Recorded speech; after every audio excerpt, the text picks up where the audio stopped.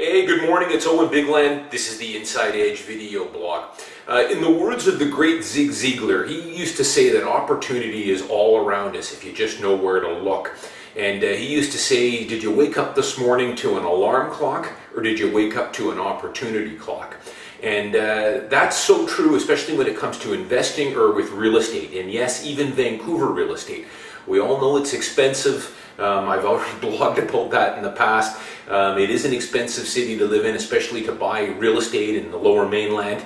But then again, there's a direct correlation with the city and real estate prices. If you go anywhere in North America or the world, any good cities, it's in North America, San Francisco, New York, Washington, D.C., Toronto, Vancouver, they're all desirable places to live, and guess what? They've also got some fairly expensive real estate prices. You go to other cities in the world, Paris, London, Tokyo, Hong Kong, same thing. If you want to live in a desirable city with a good quality of life and amenities, you're probably going to pay for it. Now, if you don't, then hey, I'd suggest, Winnipeg, Manitoba, Regina, Edmonton, they're going to have much more reasonable real estate prices. You might have some pretty tough winters, but that's what you get. Nothing wrong with those cities, but if that's the lifestyle you want, then that's where you should go. But when it comes to Vancouver, I'm going to do a series here, a 2- or 3-part series here called My Opportunity Clock. Now, I don't promote my personal listings on my blog here. That's not what this video blog is about. But, I hear so many things on the news and on blogs and on the radio, people always complaining about how they're priced out of the market in Vancouver or Richmond, and they're pretty down. I mean, essentially, if you listen to some of these pundits, they would make it sound like it's a lost cause. You may as well leave Vancouver because you're never going to get ahead here, and that's not the case. So let's look at a couple of prime examples. I'll give you some case studies here. I've got dozens of these opportunities that I see every week. I keep a folder of these actually called my hot file when I work with investors or first-time buyers, and I'll pull this out, and it's filled with all kinds of what I think are excellent buying opportunities. And they're always out there. Even though the market right now has been quite active, prices are starting to go up, there's still some good values out there. So on this one, let's talk about one in West Richmond. So this is a 40-year-old condominium complex in West Richmond. First off, prime location. They don't get any better than this. Go into one of my earlier blogs that I've done several of them on location, location, location. It's the prime rule of real estate, the golden rule. So this would be a condominium complex, 400 units sitting on 17 acres of land in West Richmond. Prime real estate. This complex, well built 40 years ago. They don't build them like that anymore. As a matter of fact, I'd go on to say that this complex was built far superior than most of the stuff that's being built today in the last 5 or 10 years. And sitting on incredibly low density, 17, 18 acres of land in West Richmond.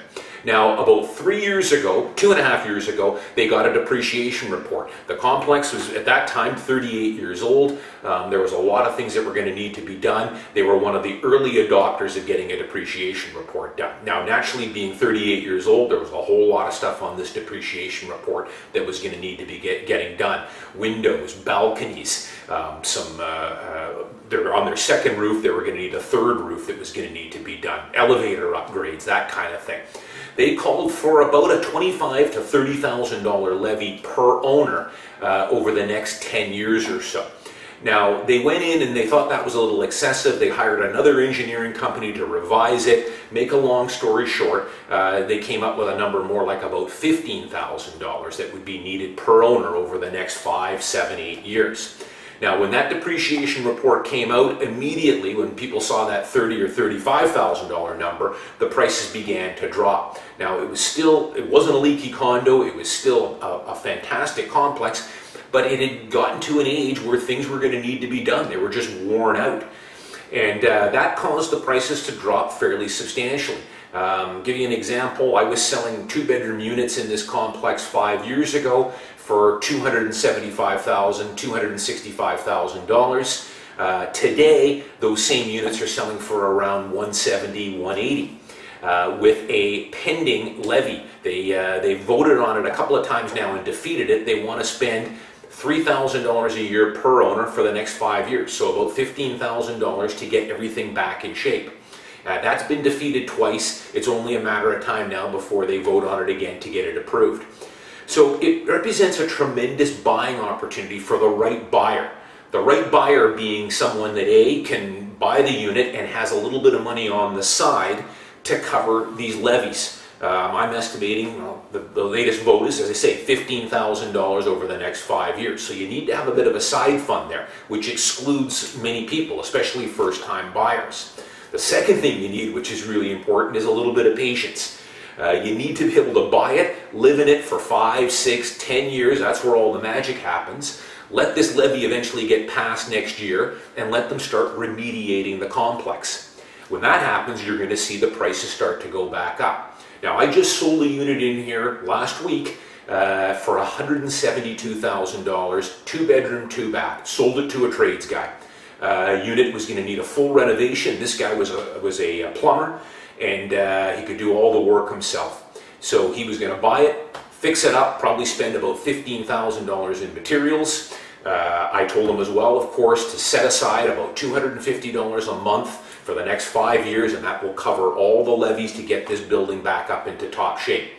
Now, at $172,000, he's buying this unit pretty much at assessed land value. It's sitting on 17 acres of land. That's pretty much what the land is worth. You're buying the condo for free. So as long as you can see through some of these short-term clouds, these dark clouds that are around it, and keep it for a little bit, fix it up, it's a tremendous buying opportunity at $170,000 or $175,000. There's several in there right now listed in the 170s. There's some larger units in there listed in the 180s and 190s. Fantastic buying opportunity, and they're out there all the time. This particular guy had been renting, paying $1,400 a month. On this unit, it's a 2-bedroom, 2-bath. His mortgage payments are going to be about $720 a month, plus his maintenance fees, and then, as I say, set aside a bit of money for these levies over the next 5 years. It's still less than what he was paying for rent. Now he owns, and he'll get a kick in that price once all this remedial work is complete. So there's always opportunities out there. You just have to know where to look and get the right realtor who can point you in the right direction.